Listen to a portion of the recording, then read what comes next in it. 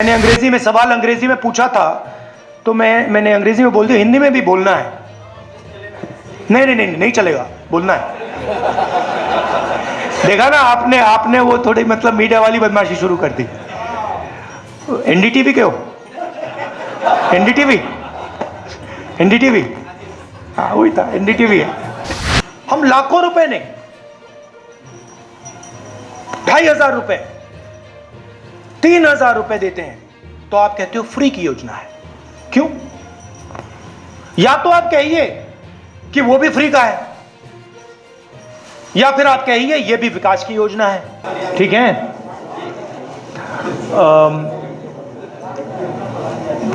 जैसे मैंने मुंबई में प्रेस कॉन्फ्रेंस किया वैसे ही हम यहां प्रेस कॉन्फ्रेंस कर रहे हैं। विचारधारा की लड़ाई है।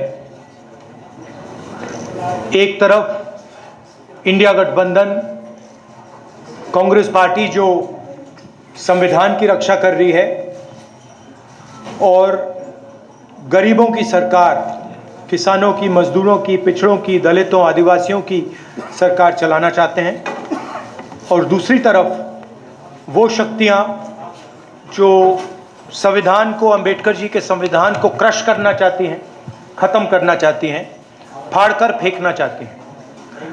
और ये उनके सीनियर नेताओं ने कहा है, ये सिर्फ मैं नहीं कह रहा हूँ, बीजेपी के सीनियर नेताओं ने, आरएसएस के सीनियर नेताओं ने कहा है कि वो कॉन्स्टिट्यूशन को रद्द करना चाहते हैं, बदलना चाहते हैं। 2-3 चीज़ें हमारे लिए क्रिटिकल हैं। लोकसभा में मैंने कहा कि कांग्रेस पार्टी और इंडिया गठबंधन जाति जनगणना करवाएगी। हम ये पता लगाना चाहते हैं कि इस देश में पिछड़े वर्ग के कितने लोग हैं, दलित कितने हैं, आदिवासी कितने हैं, और उनकी भागीदारी कितनी है, कौन सी संस्थाओं में उनका पार्टिसिपेशन है, कॉरपोरेट इंडिया में क्या पार्टिसिपेशन है, जुडिशरी में क्या पार्टिसिपेशन है। तो मैंने स्वयं लोकसभा में कहा कि जाति जनगणना को हम करेंगे, और वहीं मैंने कहा कि जो 50% का आर्टिफिशियल बैरियर लगा रखा है, जहां 50% पर रिजर्वेशन को रोक रखा है, इस बैरियर को, इस दीवार को कांग्रेस पार्टी और इंडिया गठबंधन तोड़ के परे कर देगी। प्रधानमंत्री झूठ बोलते हैं और कहते हैं कि मैं रिजर्वेशन के खिलाफ हूं। मैं रिजर्वेशन के खिलाफ नहीं हूं, मैं रिजर्वेशन को 50% से ज़्यादा बढ़ाना चाहता हूं।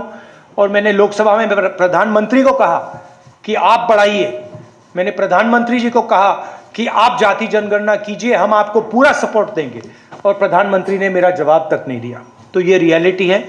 झारखंड में हमारी स्ट्रैटेजी है, फाउंडेशन उसका, यहाँ भी हम जाति जनगणना करेंगे और यहाँ भी हम रिजर्वेशन को बढ़ाएंगे, इंक्रीज करेंगे। एसटी के रिजर्वेशन को 26% से 28%, एससी रिजर्वेशन 10% से 12%, ओबीसी रिजर्वेशन 14% से 27%। हम ये कोशिश कर रहे हैं। बीजेपी के लोग इसको रोकते हैं, इसको रोक रहे हैं, इसको आगे नहीं जाने दे रहे हैं। हमारा जो मेन प्रोग्राम है, और मैं हर भाषण में कह रहा हूं कि नरेंद्र मोदी जी देश का धन, जमीन, जल, जंगल 3-4 बड़े अरबपतियों को देते हैं। अदानी जी को धारावी देने की कोशिश कर रहे हैं। 1 लाख करोड़ रुपए की जमीन है। झारखंड में अरबपतियों को माइन, जमीन, जल, जंगल देते हैं। हम गरीबों की सरकार चलाना चाहते हैं। हम अरबपतियों की सरकार नहीं चलाएंगे।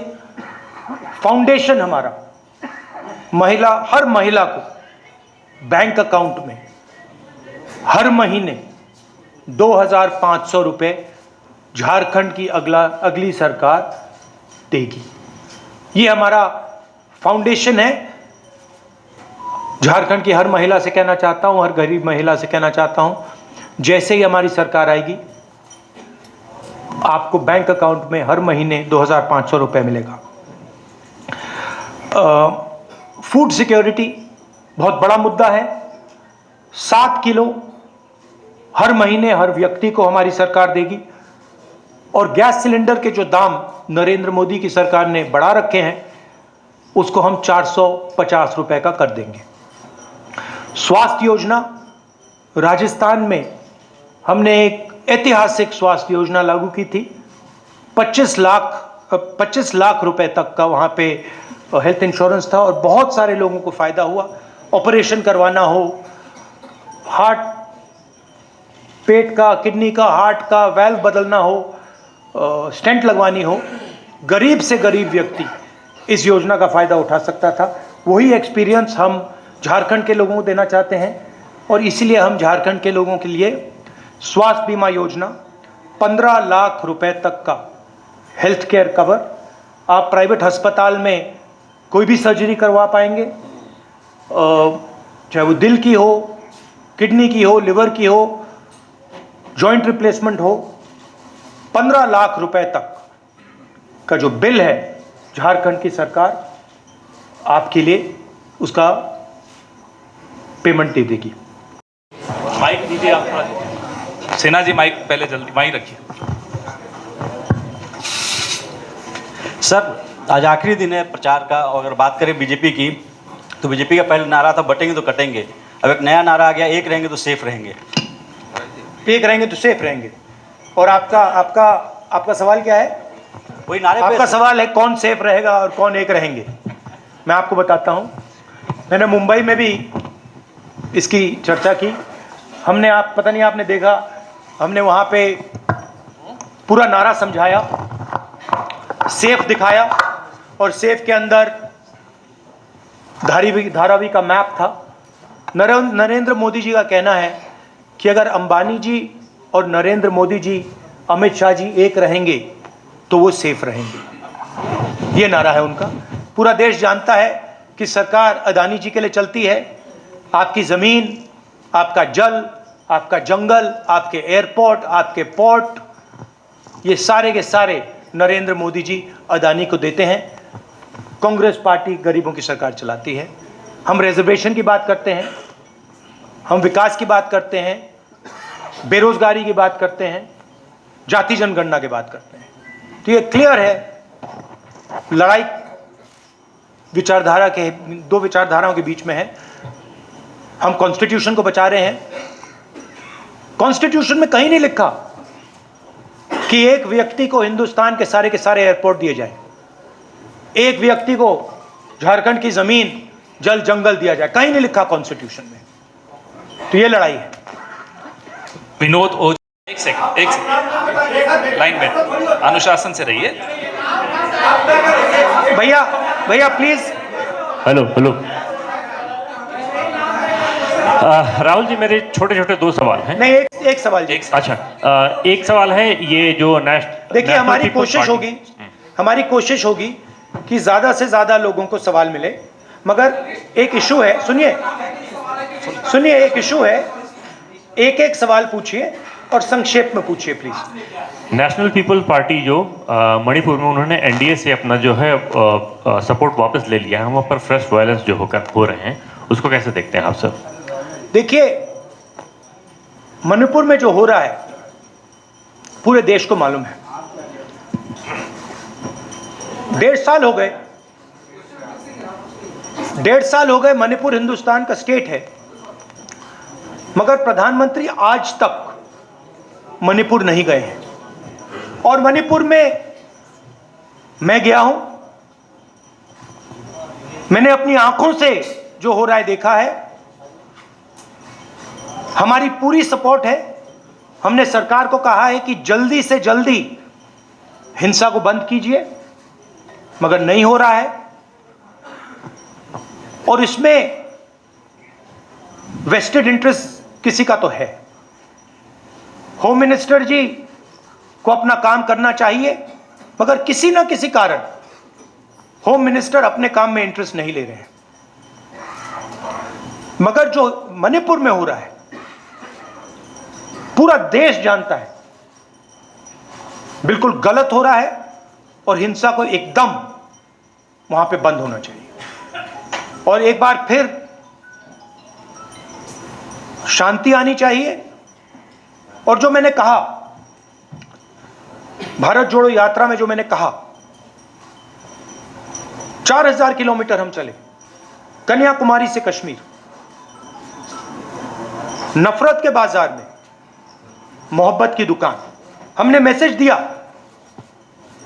कि अगर आप नफरत फैलाओगे तो आग लगेगी, और बीजेपी के लोगों ने नफरत फैलाई है और इसीलिए आग लगती है।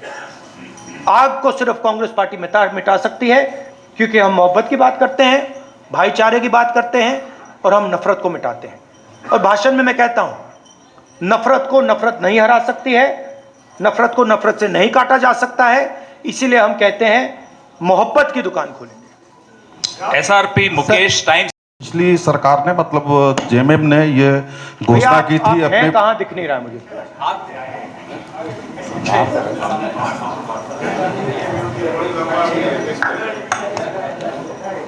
ये सबसे लंबे। ये झारखंड सरकार ने मतलब हेमंत सोरेन जी ने पिछली बार वादा किया था कि हम 5 लाख युवाओं को नौकरी हर साल देंगे, लेकिन इस मामले में और मामले में उन्होंने काफ़ी काम किया है, इसमें दो मत नहीं है, लेकिन इस मामले में वो बिल्कुल ही पीछे रह गए, जबकि 5 साल का ये नहीं कहूँगा कि बिल्कुल पीछे रह गए हैं, काम हुआ है, मगर अगले 5 साल में एक्सेलरेटेड तरीके से काम होगा। हमारी सरकार, सब लोग जानते हैं कि जो बीजेपी की सोच है वो आदिवासियों के खिलाफ सोच है। झारखंड के चीफ मिनिस्टर को बीजेपी ने अरेस्ट किया है। झारखंड के चीफ मिनिस्टर को डराने की कोशिश की है, धमकाने की कोशिश की है, फॉल्स एलिगेशंस लगाए गए हैं, और झारखंड के चीफ मिनिस्टर पीछे नहीं हटे हैं, और उनसे ये इसीलिए किया जा रहा है क्योंकि वो आदिवासी हैं। अंकित मिश्रा, पीटीआई। धान की एमएसपी आज 2400 रुपए प्रति क्विंटल है। आने वाले समय में जब हमारी सरकार बनेगी 3200 रुपए प्रति क्विंटल हमारी सरकार झारखंड के किसानों को धान के लिए देगी। और जो हमारे युवा हैं, जिनको नरेंद्र मोदी जी ने बेरोजगार किया है नोटबंदी करके, गलत जीएसटी लागू करके, उनको हम कहना चाहते हैं कि हमारे चीफ मिनिस्टर ने कमिटमेंट दिया है कि अगले 5 साल में उनकी कोशिश होगी कि 10 लाख युवाओं को रोजगार दें। हम इसको पूरा समर्थन, अपना पूरा समर्थन देंगे, और हमारी भी कोशिश होगी कि 10 लाख युवाओं को झारखंड में रोजगार मिले। 500 एकड़ के इंडस्ट्रियल पार्क हर डिस्ट्रिक्ट में हम बनाएंगे, और डिग्री कॉलेज हर ब्लॉक में, और प्रोफेशनल कॉलेजेस हर डिस्ट्रिक्ट में। ये हमारा प्रोग्राम है, इसकी पूरी फाइनेंशियल प्लानिंग हमने की है, और जो यहाँ हम कह रहे हैं ये हमारा कमिटमेंट है, हम ये झारखंड की जनता को देंगे। मेन चीज़ मैं झारखंड के लोगों को कहना चाहता हूँ, ये लड़ाई विचारधारा की लड़ाई है, संविधान को बचाने की लड़ाई है, रिजर्वेशन को बढ़ाने की लड़ाई है, किसानों की, मजदूरों की रक्षा की लड़ाई है, बेरोजगार युवाओं की रक्षा की लड़ाई है। एक तरफ कांग्रेस पार्टी जो अंबेडकर जी के संविधान को, गांधी जी के संविधान को, बुद्ध भगवान के संविधान को, नारायण गुरु बसवना जी, फूले जी के संविधान को बचा रही है, संविधान की रक्षा कर रही है, और दूसरी तरफ आरएसएस और बीजेपी जो अंबेडकर जी के संविधान को खत्म करने में लगे हैं। और मैं यहाँ मीडिया के सामने कहना चाहता हूँ कि कांग्रेस पार्टी का हर कार्यकर्ता, हर नेता ये कभी नहीं होने देगा, संविधान को हम कभी नहीं खत्म होने देंगे। धन्यवाद। बीजेपी ने कहा है कि अभी हाल ही में तेलंगाना में रेवंत रेड्डी की सरकार ने करोड़ों रुपए के निवेश करवाए अडानी से। इससे पहले तमाम दूसरे कांग्रेस शासित जो राज्य हैं वहां भी निवेश होते रहे। 1993 में चिमन भाई पटेल की सरकार के समय 10 रुपए स्क्वायर मीटर की दर से मुंद्रा पोर्ट के लिए जमीन दी गई। हाँ। तो जब खुद आपके मुख्यमंत्री आपके शासित राज्यों में अडानी से आप सहयोग ले रहे हैं, तो फिर ये सवाल आप बार बार क्यों उठाते हैं? मैं बताता हूँ, ये आपका अच्छा सवाल है।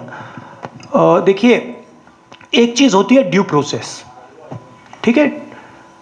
ड्यू प्रोसेस को फॉलो करना और ड्यू प्रोसेस को तोड़ना दो अलग चीजें हैं। मुंबई एयरपोर्ट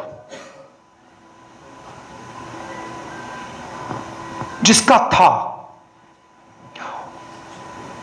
उस पर सीबीआई की इंक्वायरी होती है, ईडी का प्रेशर लगता है, इनकम टैक्स डिपार्टमेंट आता है, उसको डराकर धमकाकर उससे एयरपोर्ट छीनकर अदानी को दिया जाता है। हिंदुस्तान के जो बाकी एयरपोर्ट्स हैं, दूसरे बिजनेसेस को कहा जाता है कि तुम टेंडर नहीं करोगे, उनको परे कर दिया जाता है। ये लोग आते हैं हमारे पास, हमें बताते हैं, एयरपोर्ट दे दिए, पोर्ट्स दे दिए, धारावी 1 लाख करोड़ रुपए की जमीन,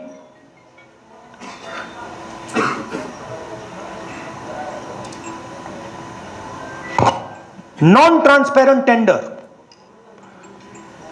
मैंग्रोव की जमीन जिससे पूरी मुंबई को नुकसान होगा, वो आप ले रहे हो, एक्वायर कर रहे हो। धारावी के लोगों से पूछा ही नहीं आपने, उनको धमका के डरा के निकाल रहे हो। ये ड्यू प्रोसेस नहीं है, ये चोरी है। हम ड्यू प्रोसेस के खिलाफ नहीं है, और हम ये भी एक्सेप्ट करते हैं कि हिंदुस्तान में बड़े बिजनेसेस हैं और उनकी जगह है, अदानी, अंबानी, टाटा, बिरला, इनकी जगह है, मगर हम ये नहीं एक्सेप्ट करेंगे कि सिर्फ इनकी जगह होगी। और हम ये बिल्कुल नहीं एक्सेप्ट करेंगे कि एक अरबपति को हिंदुस्तान का पूरा धन चोरी करके पकड़ाया जा रहा है। तो आप ड्यू प्रोसेस, ठीक है, जो ड्यू प्रोसेस है उसके हम खिलाफ नहीं है, मगर फेक प्रोसेस, धमकी, सीबीआई, ईडी, सरकार के एमएलए को, अदानी जी कहते हैं, वो महाराष्ट्र में कहा जाता है कि राजनीतिक मीटिंग में जहां निर्णय लिया जा रहा था, महाराष्ट्र को गिराने का निर्णय लिया जा रहा था, उस मीटिंग में अमित शाह बैठे थे, उस मीटिंग में अदानी बैठा था। क्यों? अदानी जी महाराष्ट्र की सरकार को डिस्टर्ब क्यों कर रहे हैं? इसके खिलाफ है। लोगों ने एमएलए चुने हैं, आप करोड़ों रुपए देकर डेमोक्रेटिक प्रोसेस को तोड़ रहे हो। बीजेपी कर रही है, नरेंद्र मोदी कर रहा है, अमित शाह कर रहे हैं। एक है तो सेफ है का यही मतलब है, इसके खिलाफ है। अब अगर ड्यू प्रोसेस में अंबानी जी आए, अदानी जी आए, तो हम उसके खिलाफ नहीं, हम खिलाफ हो ही नहीं सकते, क्योंकि वो हिंदुस्तान का कानून है। मगर जब आप ड्यू प्रोसेस को तोड़ रहे हो, एक व्यक्ति को airport, port, storage, highway, defence industry सारा पकड़ा रहे हो, एक के बाद एक, एक के बाद एक, एक के बाद एक, इसके हम खिलाफ हैं, क्योंकि ये एंटी नेशनल काम है। धन्यवाद साथियों।